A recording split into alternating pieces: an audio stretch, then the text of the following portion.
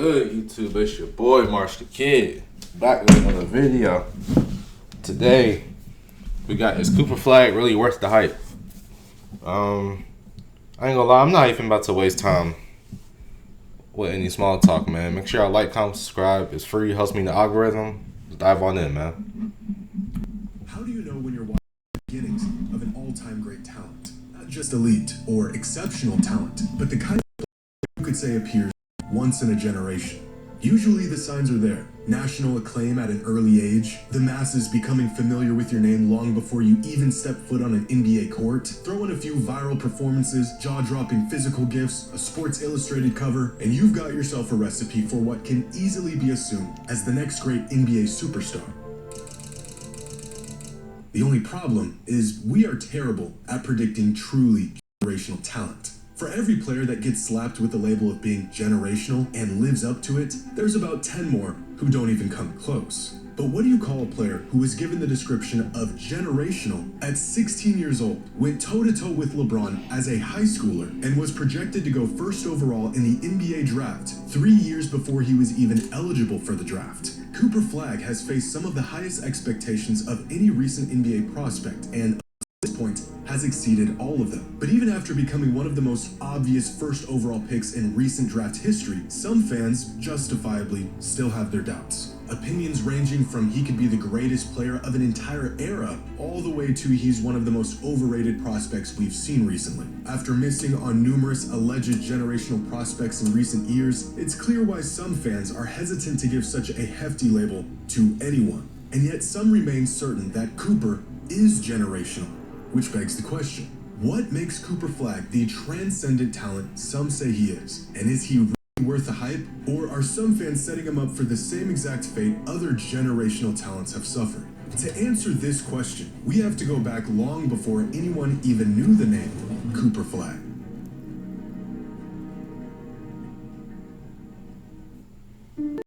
I didn't want to. I know what I'm doing. I know how. Today's video is sponsored by SeatGeek. You ain't about to get me. Pay them bills, though.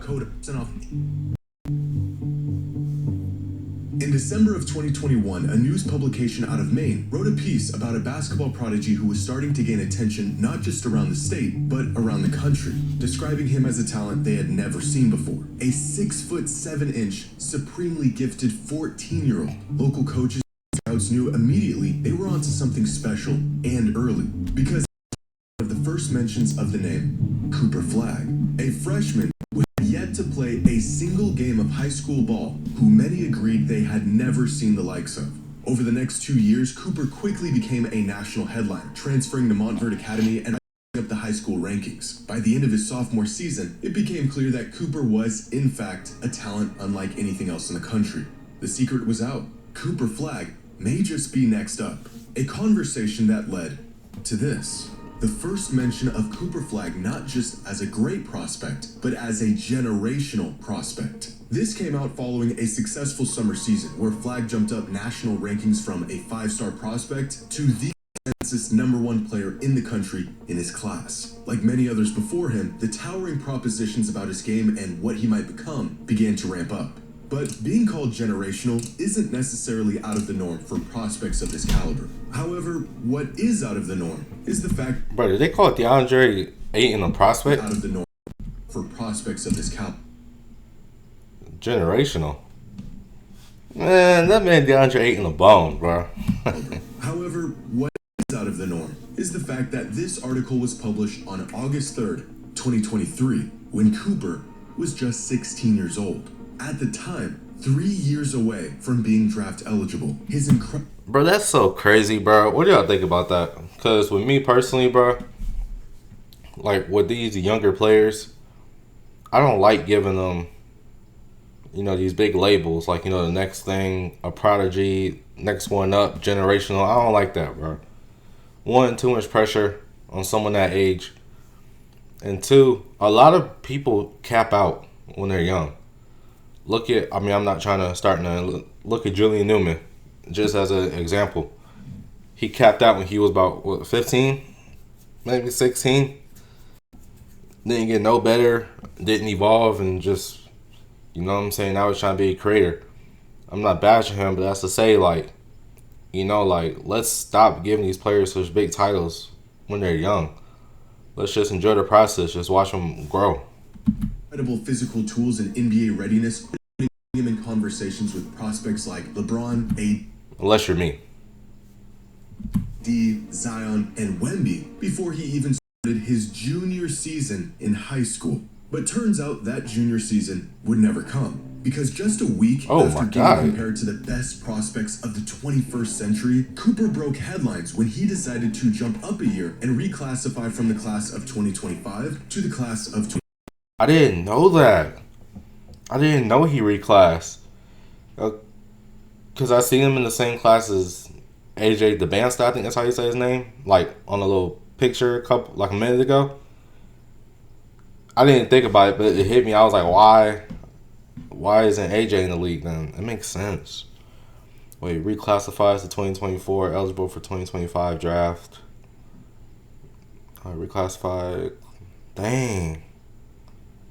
That's crazy. So he's doing all this being a year younger than what he's supposed to be. So never mind. Don't question. I'm not even going to say it. The results of Flag up a class and bypassing an entire season of basketball, he not only instantly became the #1 player in the country against players 1 to 2 years older than him, overnight, he became the favorite to be selected first overall in the 2025 NBA draft. As a 16-year-old who had just finished his sophomore year of high school.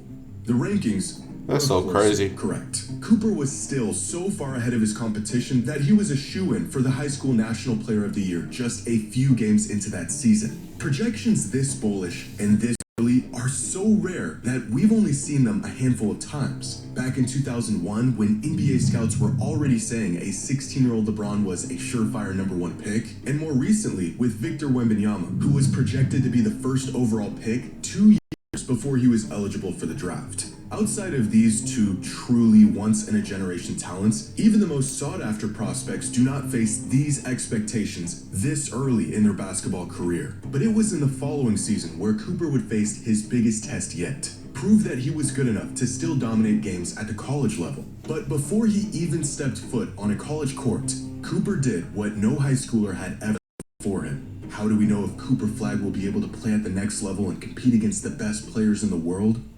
Well, because he already played them. At just 17 years old, Flag was chosen to be a part of the USA men's select team, a team that would scrimmage LeBron, Steph, KD, and the rest of the Olympic team. A team that hadn't featured a non-NBA player in over a decade and had never featured a high school kid. Now, the best one could hope for this kid going toe-to-toe against the NBA's best is for him to just fit in, soak in the moment, make right plays, and just not be a liability. Cooper didn't just fit in. He actually stood out. In a straw poll survey conducted by The Athletic following the training camp, players on the Olympic team were asked who they thought the best player on the men's select team was. The player who was chosen by unanimous decision was Cooper. A team loaded with some of the brightest young NBA talents, and it was the 17-year-old kid that played better than all of them. By the end of the summer, Cooper had already checked off every generational box. He received national acclaim. He was way ahead of schedule in his frame and development to the point where it just wasn't even fair. He went from dominating his class to dominating the country to playing and holding his own against the best players in the world. And of course, he had earned the generational label. The next challenge in front of him was college, which at that point wasn't really a challenge at all. As the second youngest player in the entire country, Cooper immediately became the best player in college basketball, putting up 19-7 and 4 a game as statistically the best offensive player in the country and a top 5 defensive player in the country. His measurables, defensive instincts, and polished offensive game drawing comparisons to Jason Tatum, Scottie Pippen, and Kawhi Leonard. The kid played half of the season. I could see Tatum. 17-year-old and won National I can honestly see Player Tatum. of the Year here. But to put into perspective just how incredible Cooper's freshman season at Duke was, here are the top 250 players in college basketball last season, represented by age on the x-axis and box plus minus on the y-axis. This chart represents the top 10% of all college basketball players this past season, and it tells the story of what NBA teams are looking for when assessing talent and who stands out amongst their peers. Up here are some of the best players in the country last season, the vast majority of them on the older end of college sports, 22, 23, even 24-year-olds. But the NBA isn't... That's another thing, bro. How y'all feel about all this reclassing, extra eligibility and all that, bro? I hate it so much, bro. I ain't gonna drop no names, bro, but I got a couple friends, bro. You feel me? They about to be 23, 24, so 25, 26, 27. Still trying to live on this college or like basketball dream. Like, bro, after a while, just give it up. Feel me? You can be a hard worker, bro, but there's a certain extent, bro. You feel me? I feel like, let me see, when did I graduate? 21, 22. Either once you reach 22, bro, 22, 23, give it up. That's enough time for you to reclass or do your grad year or whatever. After that, bro, give up college. Why are you 26 playing in college against 18-year-olds?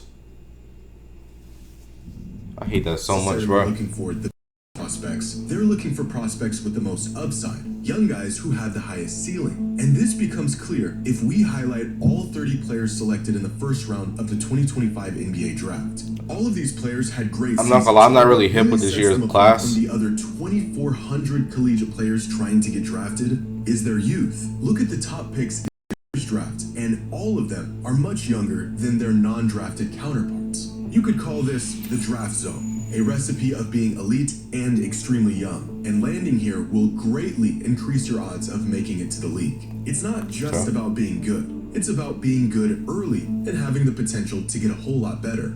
But if the prospects in the country are here, where's Cooper Flagg? You guys are not gonna believe this. He's up here, all by himself. A kid that was supposed to still be in high school as by far the best player in the country with the most upside. It is not a stretch to say Cooper Flagg is... That's crazy, bro. Like, Dylan Harper, which was like top 3 pick, I think it was number 2. I only know him because he played with RWE, to be honest with you. I wasn't really too tapped into college this year, but I think Dylan was like right here. So that's like top 3 pick. So you talk about right there, and you jump up here. That's insane, bro. Generational talent. But here's the catch. Despite all of the incredible things he's done over the last few years, and his absurd NBA readiness at a young age and just how much upside he possesses, Cooper is not the exception. When Ron came into the league, we had never seen a prospect quite like him up to that point. When Victor Wembanyama was drafted, we definitely had never seen a player like him before. In fact, I didn't even know a player like him was in the realm of possibility. But we have seen players, even recently, like Cooper Flagg, that were just as talented, just about as young, with games just as NBA ready as Flagg's is. And even when we think we know the recipe for a surefire megastar, history has shown us that oftentimes we don't know the difference between great talent and generational talent. Since 2000, there have been 12 players who were given the label of generational, from LeBron and Greg Oden to Zion and Wemby. Now, for many of these generational, from LeBron and Greg Oden. Okay, so honestly, if we talking generational, off of this list, bro, I would say we'll throw Cooper Flagg in there. Actually, no, we're not gonna put him in there. He hasn't proven that yet. Out of this list, who's generational, I just have to say LeBron and Victor. AD's a great big, but you know what I'm saying? Generational, that's a big step above superstar. You feel me? Generational is like you're changing the game and realm of basketball itself. AD is just a dominant big man, but I don't think he changed the realm of basketball. LeBron definitely changed the realm of basketball. Like, it's LeBron, bro. Like, I don't even mean the D-Ride, but it's LeBron. And Victor, obviously, you know what I'm saying, he changed the realm of basketball. He's the reason why players have to be taller just to get in the league, bro. You know what I'm saying? Like, that's generational. But I believe, as of right now, I believe Cooper Flag can be a superstar if things stay promising for him. Bro, first of all, bro, we ain't even gonna talk about this guy. Generational, quote unquote, generational. Generation. Must not say anymore.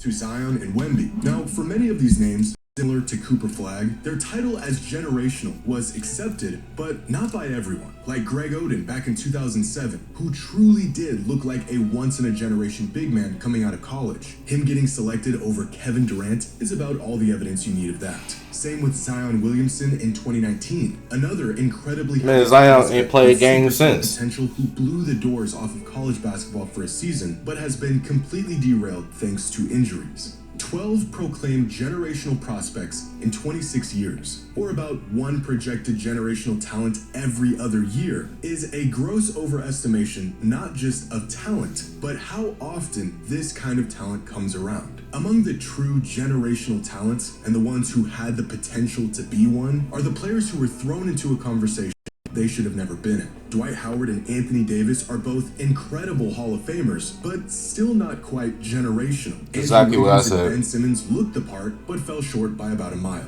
Believe it or not, even players like DeAndre Ayton and Cade Cunningham managed to earn the generational label leading up to the time they were drafted. Of these 12 players, one of them truly lived to the lofty label, and another one is currently proving he was worthy of the label. The general public predicted 12, and we got 2. No matter how many players we claim to be generational. See, me and Jimmy. Hey, do your research on the game, bro. I'm telling you.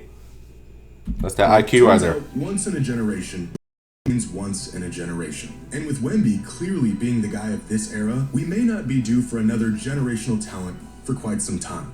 What are the odds Cooper lives up to the absolute upper end of the ceiling people have placed on him? Well, no one actually knows. If what a player did leading up to the time of them being drafted told us who they would become in the league, then Zion, Ben Simmons, and Andrew Wiggins would be the face of the NBA right now. The inverse of this is also true. If pre-draft projections were any indication of who a player would eventually become, Giannis, Jokic, and Kawhi would have been written off years ago. We may have an idea of what a player might become, but that's it, an idea. Truth is, some of these once proclaimed generational talents didn't fail to meet their potential. It's likely that they were just never the once-in-a-generation talent some claimed them to be. All things indicate that Cooper Flag could be a truly transcendent player in the league. Of course, that's if indication meant anything at all. Only time will tell what Cooper's true potential is, and if he'll rise up and meet it. All right, man. I'm a big fan of Cooper Flag, bro. You feel me? Let's not forget. Big fan. I do hope he does succeed. Now I'm rooting for him. I just hope he stays humble, keep his head down, just keep grinding, bro. But for y'all, man, what y'all can do is hit that like button. Like and subscribe. If you're feeling generous, man, go ahead and drop the comment. But hey, man, until next time, we out.